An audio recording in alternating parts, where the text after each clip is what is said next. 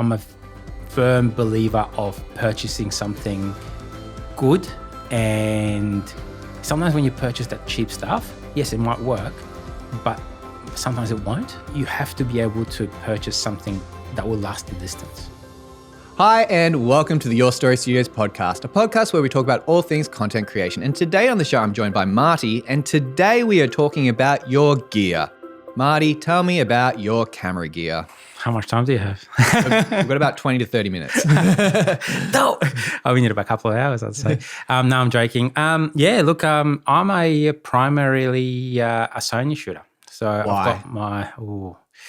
Why? Because I wear glasses and good, reliable focus. That's what I need. But I used to be Canon. I used to fully Canon, everything Canon. And then I think a couple of years ago, Canon just wasn't cutting it with the focus, with dynamic ranges and a few other things. And what camera models were you using? At that time, I was just on the Mark III, so 5D Mark III. And I was just sort of starting into that sort of video component, and I had some budget to get something better. And Canon at that time, yes, they had a couple of, C100, C200, C300 cameras. But the C300 was industry standard a few years ago. Yeah. Canon was, the industry standard. And it seems today, Sony's, that's right. And look, I think, I seriously think it's due to that big factor of autofocus. I mean, there is my FX6, for instance. I can shoot at 85 1.4 and still have pin sharp focus on my subject, even though they move forward or backwards. If you have the settings set right. Yeah, that's another thing too. Yeah. Use it right. But you know what?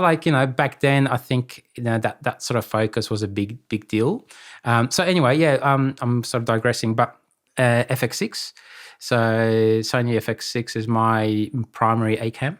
Then I've got my A7S III, which is my gimbal work. That's the same as me. Yep. Yeah, and then I've got my A7 IV, which is primarily a bit of both. So it's a bit of a hybrid between sort of photography and video, which I think is a fantastic camera because I took that camera to Antarctica with me a couple of years ago. And it didn't overheat? It was amazing. The images that I got from Antarctica were just phenomenal, you know what I mean? And on that trip, I brought my 70-200 with a 2x extender and my 24-70 2.8 as well, G Master lenses. So I think, that sort of setup, it almost gets to a point where it covers all the bits and pieces that you need, you know what I mean? Then I've got a couple of 360 cameras as well. So I've got Insta360s, RS1. I've got R2 or 3. I can't remember now. A couple of sliders. I've got a time-lapse. As I mentioned in the last episode, I started off with a lot of time-lapse work. So I've got my slider with my time-lapse motion rig, which is a Emotimo TB3, which is fairly old now, but it's still a fantastic little unit. And then I've got a lot of drones as well. A lot of my work comes from drones these days, and I work with a fair bit of agencies that sort of refer me because being a certified operator, I have to be able to, obviously, if you kind of just bring one drone to a job and then something goes wrong, you kind of, you look bad, you know what I mean? So I've got multiple drones. In case you crash one. Yeah, it has happened once or twice. So look, I've got pretty much the whole DJI set. So starting from the sort of smallest to sub 250, which has got the Mini 3, DJI Mini 3. Then I've got the Mavic 3. They were in the very first ones. Recently I bought a Mavic 4. I've got an Inspire 3 as well. So Inspire is one of the workhorses for me as well in a video perspective. It's fantastic drone, yet it costs so much money, but there's a lot more functionalities on the Mavic 3s and 4s, with 360s and other things as well. I know why they did it that way because the footage is just phenomenal from the Inspire 3. And then I've got my thermal drones, which is Matrice M30T. And that Matrice does a lot of, do a lot of inspections. So I would say a lot, but it's one of my inspection drones. So in the past, I did a job for, I was subcontracting for another company, but we had to search a telco tower and they had a couple of nests, like bird's nest, and the bird's nest actually affect the performance of the tower. So we had to sort of go up and see if there were those bird nests are, and then had to send that footage off to them, and then they basically sent people to get rid of those nests. Oh yeah, and I've got about 10 FPV drones, which sort of they range from the sort of very small sub 250 as well to fairly large 7-inch that weigh just over 2 kilos. All the drone component you still have to have certifications for because you're doing it commercially. So if you make money out of it, you kind of need to make sure that you're certified. But from the FPV drone, so FPV drone it's a first-person view drone where you fly in through the goggles, so you're seeing what the drone sees, and you kind of get that sort of flying bird effect where you can kind of get into sort of really tight spaces and go through shelves and I've did a job for a fairly big brand as well in Australia where I flew through a little, so this was like we're doing inside the store, a retail store fly around. And then I flew through a like a cabinet almost through to the other side where a normal camera couldn't do that, you know what I mean, which is fantastic.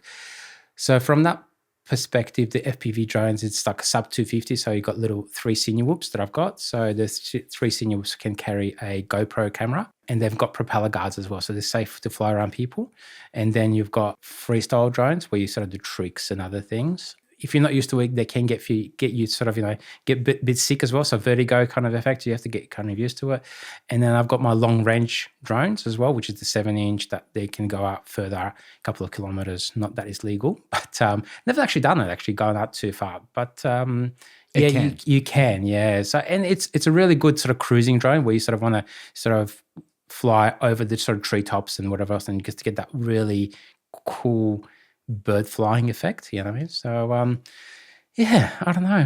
What else can I say? Oh, I'll ask a question. So you've mentioned that you've got lots of drones. Why would you pick using the Mini 3 over the Inspire 3? Is it really just coming down to budget, or is there a specific reason that a Mini 3 is something that you actually bothered to purchase? Yeah. I think that's a great question because for people that don't know, the Mini 3, it's very small and it's very, how would you describe it image quality wise? You know what? It's fantastic. I love it. Look, the budget component is a little bit because there's some clients that I deal with, they want that 8K footage at 50 or 60 frames per second or even 75 frames per second, where Inspire 3 can do. And the Mini 3 essentially can't really do what the Inspire 3 can do. But for instance, when I was shooting the other day at a client's, so we did a factory shoot and they just wanted to show off all the robotics that basically put bits and pieces together, and they just wanted to sort of float from top. So in a confined environment of, like a factory, for instance, where there's people working, whatever else, you don't want to have a big 4.5 kilo drone hanging over their heads, you know what I mean, to get amazing footage, where the Mini 3 came out fantastic, you know what I mean, because that drone is under 250 grams and you're just slowly moving it and you kind of just get all the details of the factory that are happening from the bird's eye view. Essentially what that drone also does where Inspire 3 can't do is, for instance, a time lapse. They had a robot basically moving bits and pieces around and whatever else, and I just basically flew that drone up to a certain level and just did a time lapse of that, manufacturing sort of space. What's the battery life? Enough. I think it's about close to half an hour, which, you know what, like in half an hour, there's a fair bit of stuff happening, you know what I mean? And you can put a bigger battery on it as well that will essentially make it a little bit longer, where Inspire 3 battery life is sort of about 25 minutes, which is, kind of great, but not fantastic compared to like the Mavic 4, for instance. Just to answer your question quickly from that perspective, yes, there are certain parts where you need a small drone and there are certain jobs that you need a big drone, you know what I mean? And I want to be able to have clients that can hire me for both different scenarios. Yeah. You just mentioned the Mavic 4. Tell me about the Mavic 4. Yeah, Mavic 4 is a fairly recent addition to my drone family. It's a drone that just sort of DJI just released and it's great. It does really sort of give that extra edge with the 3 lenses. So we've got 28 mil. I've got a 60 or 70 mil. I can't even remember now. I think it's 67 or 70 mil zoom and then 167 zoom. All 3 cameras, unlike the previous version of Mavic, all 3 of those shoot in D-Log or D-Log M, and they're all usable. On my old Mavic 3, I've got the wide-angle lens, which is great. You can use it pretty much for anything, and I've got some amazing images out of it. Yet the zoom lens on the Mavic 3, total rubbish. And you couldn't shoot in log. You couldn't do certain sort of components with it where you can do now with the Mavic 4. And I think, the extra stability in the air, which is because it is a bigger unit essentially than Mavic 3, it handles the wind a lot better as well. Yet, Mavic 3 was great, don't get me wrong. I think they just improved that little bits and pieces. For me personally, I think that those 3 lenses is a big deal. It's got great AI in it as well, so where you can track you. So I basically put the controller down. I've got a little farm that I sort of, play around with. It's my own property. And tracked myself and I started running between the trees and it was following me fine, So there are a few faults with it, I think. What are they? Well, it's I talked about them on my podcast as well, which is Seeking Focus. Main flaw, I think, with that sort of drone at the moment, which can be fixed in a lot of ways, is they haven't actually released the variable ND filters just yet. And that drone essentially is pretty useless without any ND filters, which, I'm sure we fixed very shortly and they released those. I had to purchase just standard sort of ND filters for it. And it works fine. I'm just being picky at the moment. You won't just crank the shutter? Yeah, you can. What kind of shutter speed do you normally like to have with your drone footage? I try to do that sort of so I can get that flow motion, which is, so in Australia, obviously we shoot 25 and 50 frames per second. So I try to go over 100 frames, as in, the shutter speed. With that ND filters, you sort of got to crank it up in order to be able to get that sort of 180 degree shutter work. So you kind of, there is few things that obviously, but another thing I actually noticed about that drone, and a lot of people haven't actually mentioned about it, is with you fly obviously your Mavics and everything else as well, where you got your master shots, right? Your master shots, you can select the object on the map or on the photo and then make the drone basically fly around it, take different sort of angles and everything else. It does do it, but only in 30 and 60 frames per second, not 25 or 50, where Europe, Australia, we all use. Gotcha. You know what I mean? And that's so frustrating because then you have to get the footage and you essentially have to manipulate that footage to be able to not to get any jitters or, any other sort of issues with it. So yes, it's great, but yeah, there is a few bits and pieces. And like I mentioned, I do my own podcast as well. So it's Seeking Focus, and we seek focus for different items. So we do gear reviews. Evan and I basically run this podcast. And I'm just about to release this episode on the Mavic 3 on all the things that are wrong with it, essentially. So 3 or 4? Oh, sorry, 4, yes. Yeah. So on the 4, there are things that are wrong with it and that need to be improved from my sort of, it's my personal opinion, but I think a lot of people can relate to it. You know what I mean? So it's a great drone though. Yeah. And the solutions, are they just firmware updates or is there like some critical flaws? There is a couple of critical flaws, I think. A lot of people purchase that drone as well for the gimbal to swing vertically. And that social content. Yeah, for that social content. And it's great. It does do it. The problem is only goes down 11 degrees. So you can't actually get a top-down view. And where my Mini 3 can do it, you know what I mean? And I think that's one of the reasons why I'm going to have to keep my Mini 3, because I can actually get those top-down views in a vertical mode, where the Mavic 4, yes, you can, but only 11 degrees down, you know what I mean? And it's great to have it, but I think at the end of the day, you need that flexibility, especially how much that drone costs. So they try to market this drone as a spin my world, where you can spin the camera 360, but you're only going to use that sort of shot once or twice. I don't think it's a very much a client kind of shot where, every single client you're going to do a shoot for in that drone, you're going to spin that camera 360 degrees on, all around. So who would you say that the Mavic 4 is for? I think it's still pretty much for any creator.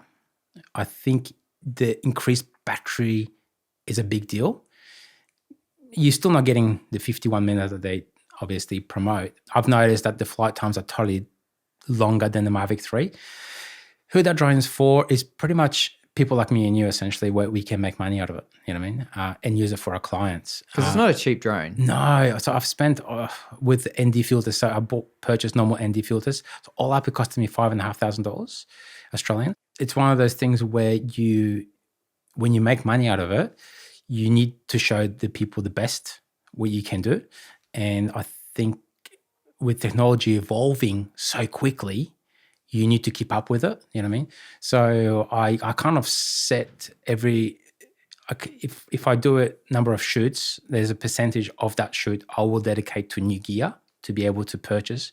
And it seems to be working well, So the only problem is my studio is full of gear at the moment. So Start selling it's crazy. Yeah, I know, yeah. But it's constantly, you have to evolve, like recently I purchased a new Mac, M2 studio. And I mean, that was so much money as well. But I look at the longevity, long-term goal where I know if I purchase something really good and it's going to, number one, make my job easier, quicker, and last for a lot longer as well. You know what I mean? So I'm a firm believer of purchasing something good. And sometimes when you purchase that cheap stuff, yes, it might work, but sometimes it won't, you know what I mean? And you kind of got to really make sure that, I think you have to be able to purchase something that will last the distance. Yeah. You just mentioned that you've just purchased an M2 Mac. I'm assuming that is for editing and not just for admin. Do you enjoy editing? It's a tricky one because as much as I do enjoy editing, I've noticed it takes a lot of time and effort, and I can essentially use that time and effort to bring more business in. But hire an editor. Yeah, it's a funny one because I was actually considering that, but like I mentioned, it's sort of last episode. You have to be able to keep on getting that work to be able to pay the editor and sales and whatever else, So it's sort of, at the moment, I'm in a space where I'm happy where I am and the gear that I have, and the editing is sort of it's something that you have to sort of do. And it's my style. So a lot of my clients that get me in to do their content, they enjoy my style of editing. And I think, it's one of those things where, yes, you can outsource, but you got to find someone reliable and someone that is actually it matches your own, And I mean, at the moment, I'm still editing on Final Cut. Yes, a lot of people probably say, oh my God, this guy's so old and whatever else. But I was considering, I did Premiere Pro for a while. And I've just noticed that in the Final Cut, because I'm so used to that software, I can literally smash a video in less than an hour or two. A proper edit, schmick, and then get it done. Where Premiere Pro took me a little bit longer. And DaVinci Resolve would be fantastic for coloring and everything else. But that's what they say.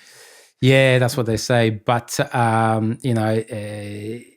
I haven't got to that sort of space just yet where, I think I'm too heavily involved with Final Cut. I've purchased a number of add-ons to Final Cut where I can track up subjects and I can do a lot of, floating wording and other things. Where there's no subscription. Yeah. So it's kind of, one-off payment. You kind of go, and I've been editing it on it for the last 10 plus years. And I'm just, I just don't have time or effort or, to be able to switch to DaVinci or to any other sort of platform. I mean, some people probably say, yeah, you're going backwards or whatever else. But, anyway, yeah, I don't know. What do you edit on? I don't even know. I edit on Premiere Pro, but I do have Final Cut Pro. Oh, yeah. I got a M1 Mac Mini back in 2020, I think, or 2021. And that was because, and I went from a PC back to Mac. So when I first started, when I went to uni, I got, I think it was like a G5 or something like that. It was spec'd out, like very expensive, and was going to last me a long time. And it lasted me probably like 10 years or so. But technology advances and all that. That's exactly and right. I ended up wanting to have a very powerful computer, but Mac at the time was quite expensive. So I had a housemate who built a PC for me, and that worked quite well. And because I was editing on Adobe, so Premiere, that went across both Mac and PC, which was great. And then I wanted to build an even more powerful PC a few years later. So I unlocked that achievement and I built my own PC. But there were a few things about it that I didn't really like. Like sometimes I'd go to turn the computer on and it just wouldn't turn on.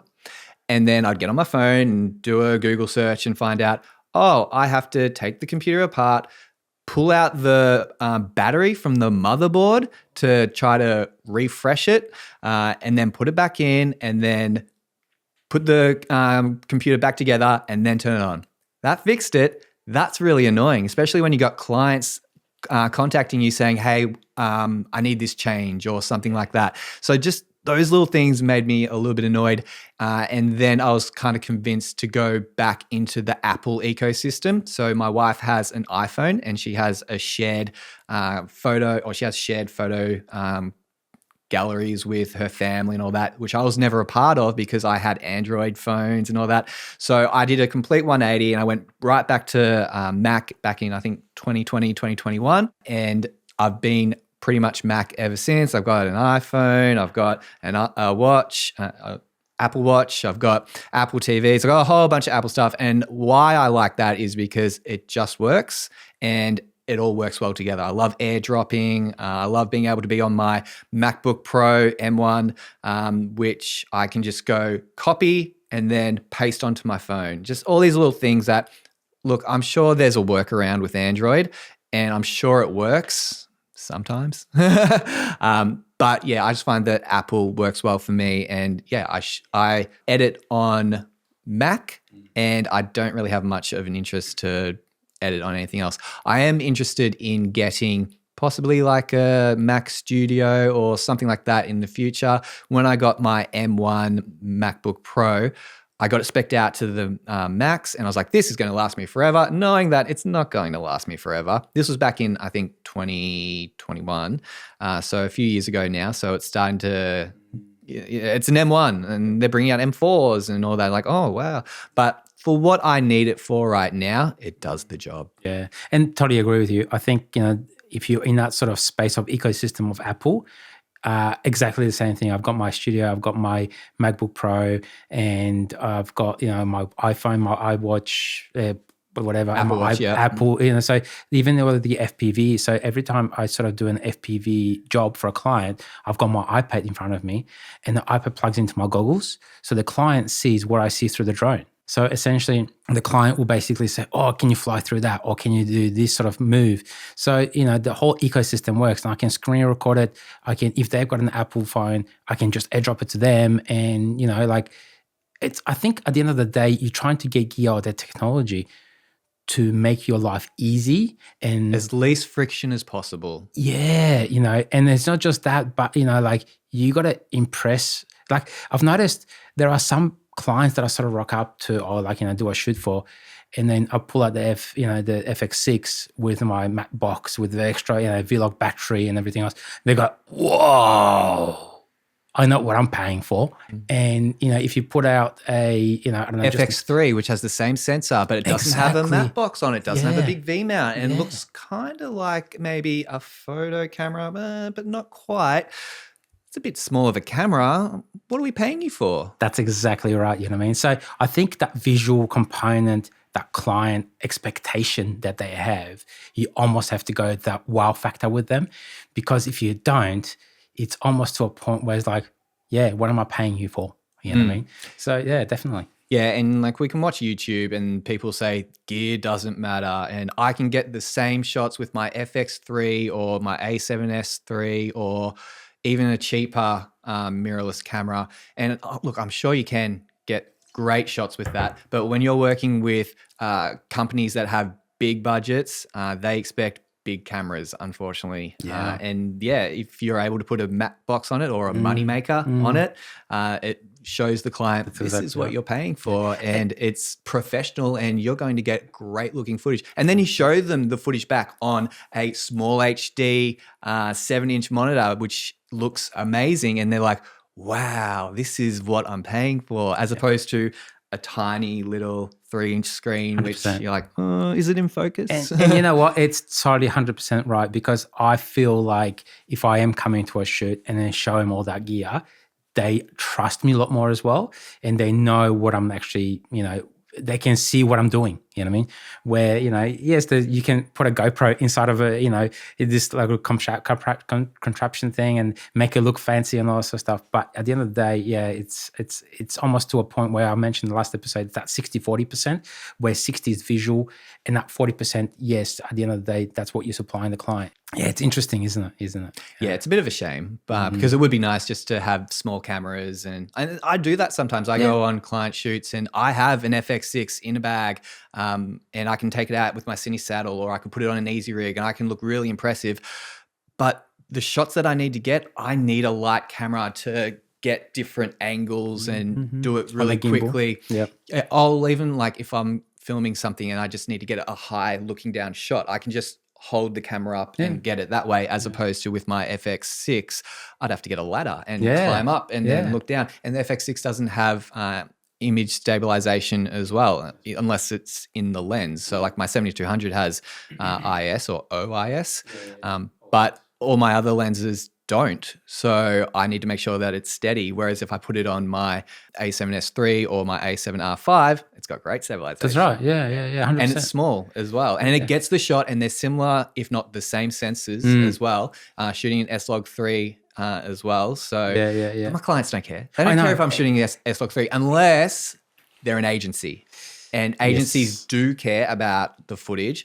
But if it's business to business, they just care that they look good, that it's in focus, and that it makes them money. Because at the end of the day, we create videos to make money for our clients. That's right, 100%, man. I also have two RS4 Ronins. So one's actually set up for portrait and the other one's set up for vertical, the horizontal shooting.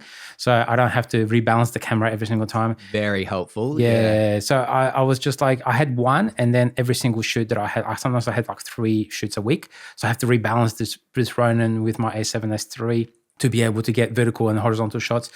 That slows you down. There's friction. Big time, And I think the price of the Ronin these days, it's just so reasonably priced that literally, one reasonable shoot, you pay for itself, you know what I mean? So, and then recently I've put one of those trackers on it as well. I don't know if you've seen it.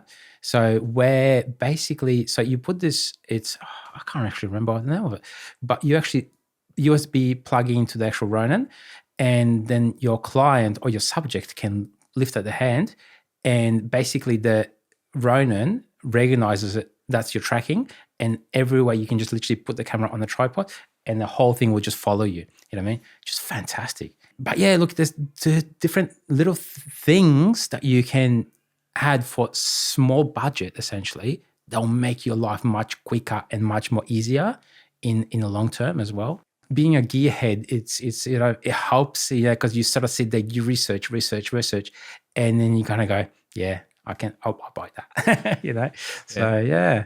And to finish off today's episode, what is your favorite piece of gear? Oh, that is. And why? Oh, I can't believe you asked me that question. It's like picking your favorite child. I know. Yeah, I love all of them. And from the drone perspective, I think the Inspire is probably the way to go. Inspire 3? Yeah, Inspire 3 is probably the way to go, because it feels like a tank when you're flying it. You know what I mean? You just feel powerful. And because the size of it and the dual controllers, and, I can literally focus on the flying, and then the operator can focus on the camera and the image. And it's just, a lot of people sort of turn their heads when they say the Inspire in the air, you know what I mean? It's fantastic. Is it loud? It is, yeah. That might be why. Yeah, that is actually, it does sound like a tank in the air, literally, you know what I mean? But yeah, the footage is fantastic out of it. It is a specific kind of job drone though. So, there's, like I mentioned, like sometimes the Mini 3 or Mavic 3 or Mavic 4 will actually achieve a lot more from a different perspectives of the actual flying and, capturing the images. But yeah, the Inspire is just like the Inspire 3 is just like boom. From a camera point of view, I think FX6 is probably one of the, like, it does look, you look like a pro when you're carrying that stuff, you know what I mean? Is there any room for improvement with the FX6 in your opinion? Ooh. What would you like to see in an FX6 Mark II? Now you put me on the.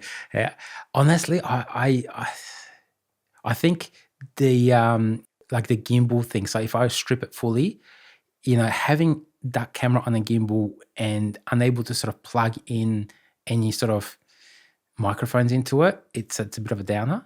So maybe just at least one XLR or one 3.5 inch Yeah. on the body as opposed to only in the handle. That's right. Yeah. Because I mean, look, the systems these days, like your Rhodes, like Rode Go, they create some amazing sounds. Yeah. Like you can actually create some really good sounds with it. It would be nice just to be able to put that Rode 3 and that Rode Go into that sort of 3.5mm jack on the FX6 and then just run with it. You know what I mean? Yeah, even if there was just like a little adapter that once you take the handle off the FX6, there's a little like piece that obviously connects between the handle and the FX6. Even if they made some sort of adapter which had a XLR or a 3.5 just in it, and then you can put it on the body of the camera. Then hopefully, like I'm not a camera engineer or anything, but hopefully it still balances properly because that's the whole point that you're taking the whole handle off as well. That would be a good solution, Sony. I know, yeah. But I think it's a lot of people actually use FX6 for FPV drones as well. So where they have a big cine lifter and they put on top of that, and they have to fully strip it, and then like I understand, but time. I think you can still put time cone in there, so you can still sync and everything else. Yeah, look, I don't know. I seriously think it's one of my best cameras, non gimbal camera. It's almost the perfect corporate camera. Yeah, there is room for improvement though. I would like to add 32-bit audio. Yes, that would be great. Yes, and there's some problems with the variable ND and polarizers with the FX6, but oddly enough, there wasn't a problem from what I hear with like the FS5 Mark II or whatever. Apparently there was no problem with polarizing colors and all that kind of stuff. They've solved it with the Burano apparently, but I don't have 44,000 Australian dollars to buy the Burano. So I'm kind of in a lower tier, I guess, with my video production. The video production that I do does not call for a Burano. It calls for something like an FX6, possibly an FX9, but I've heard that the FX9 is being discontinued, and now we're getting into rumors and all that kind of stuff. Because for like the last 12 months, I've heard people saying, oh, the FX6 Mark II or FX3 Mark II has to be here very soon. Well, I don't think we're going to get an FX6 Mark II anytime soon because they've announced firmware for the FX6 for next year, 2026. We're currently in 2025. For those wondering.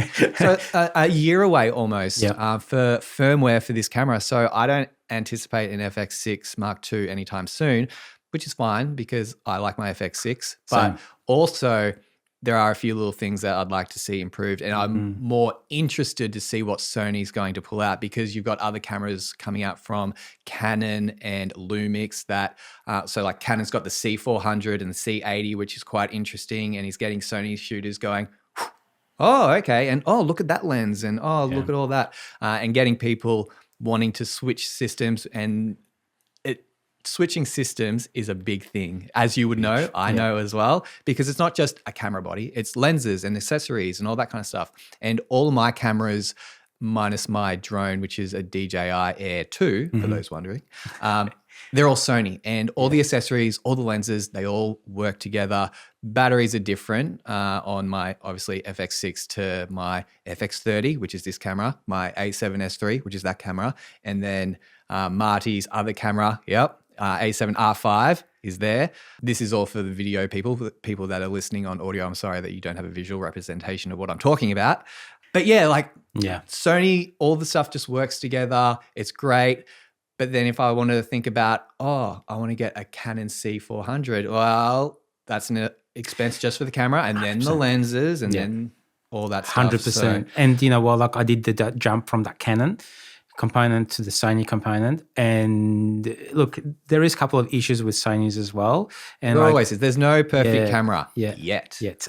And like people say, I use Metabones, and I have. And they fail. They do work, but they don't most of the time, in the sense with autofocuses and other things as well. And that's one of the reasons I go, you know what, I'm just going to bite the bullet, buy that $2,500 lens, and just, you know what, get rid of that one headache that I can, because of reliable equipment.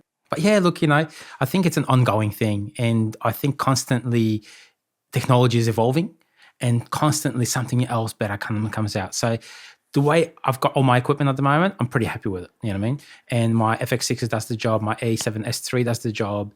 And until they start breaking, yeah, I'm kind of maybe, I'm hoping a A7 IV might come out soon. There was rumors or something, wasn't it? I think from currently we are in June 2025. From the rumors that I'm hearing, there are 2 or 3 new cameras that are going to be announced in the next 3 to 4 months from Sony. So Sony's been a little bit quiet with anything exciting coming out camera-wise. So it will be interesting to see if it's an A7 IV, if it's a FX3 Mark II, or something new that we haven't even heard of before. Kind of like what they did with the FX2, but not, because all they really did was, I haven't paid too much attention to it. They added a EVF and I don't know. It's not the camera that I'm looking for. No, same. I think when I saw FX2, I was like, oh yeah, look into it. No, thanks. So it's they have to make some significant changes to camera systems for me to sort of jump onto that bandwagon of a new system. But at the moment, what I'm shooting with, I love it. I've got my FX6 for interviews. I've got my A7 III for gimbal work, and essentially B cam as well. And like my A7 IV is a C cam.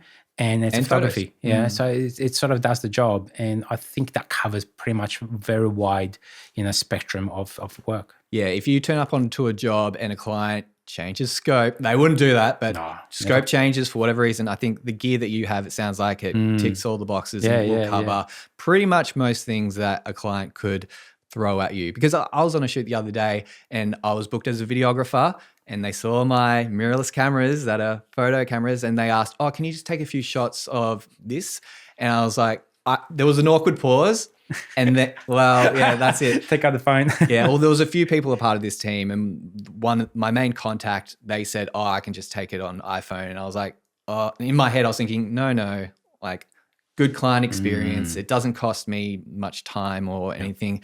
I'll do it. And I did do it. But there was that slight awkward pause of, I was hired for video and I'm not a photographer this shoot.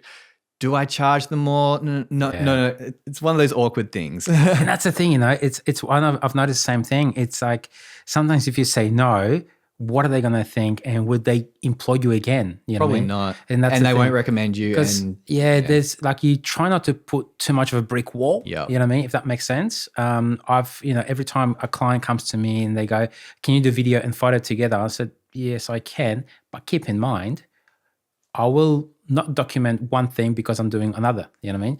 So, if I'm doing a shoot constantly on the video, and they want a photo of something, I said, I will get that video, but you won't get a photo, and vice versa. Oh, can we just take stills from the video? Yeah, I had a few of those. We can. Well, we can. Screenshot it. Yeah, I've done that recently with a few projects, or I've had some requests from a client to get footage or get photos from footage that I took a while ago.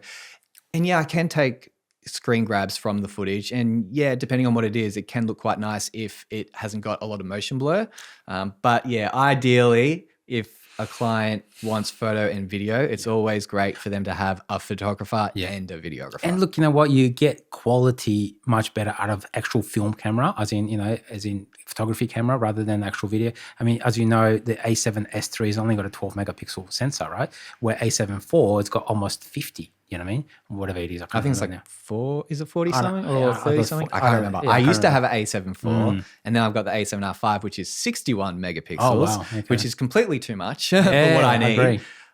But then I have been looking at the A1 II, and that's 50 megapixels. But good luck getting one. I was looking last night, and it's still on back order, so I'm not sure what the deal is with that. But the Sony's flagship camera, can't get it. I was actually considering getting A1. and then kind of looked at the price, and then I kind The of Mark II or the original? Mark II, no Mark II, and then I kind of looked at the price, and then return on investment as well. It's just like It's expensive. It is expensive, So maybe one day, and but Yeah, so I was far, so looking good. at just hiring it out, like a long-term 6-month hire, just so I can have the experience of shooting with the flagship. And I've applied for it, and I think I paid for the initial I don't know, admin side of things, like to get the application done. And I haven't heard anything back from them because they said, oh yeah, this is going to be a special order. It should come in February, March or so. We're now in June and I haven't heard anything. And then, as I said, like last night I was online just looking up to see how much it is and if anyone's got to buy now. And I think there was one that said that you could buy it now, but I wasn't too confident about that because all the other places were saying awaiting stock and contact us for availability. And even Sony's website said next batch August 2025. And I'm like, oh, okay. Well, like if you're paying like over 10K, Aussie dollars for a camera, you kind of really got to make sure that, it's not just a point and shoot camera. Kind of, you actually want something that's reasonable. Yeah. Well, thank you, Marty, for coming on today and telling us all about your camera gear. Thank you very much, sir.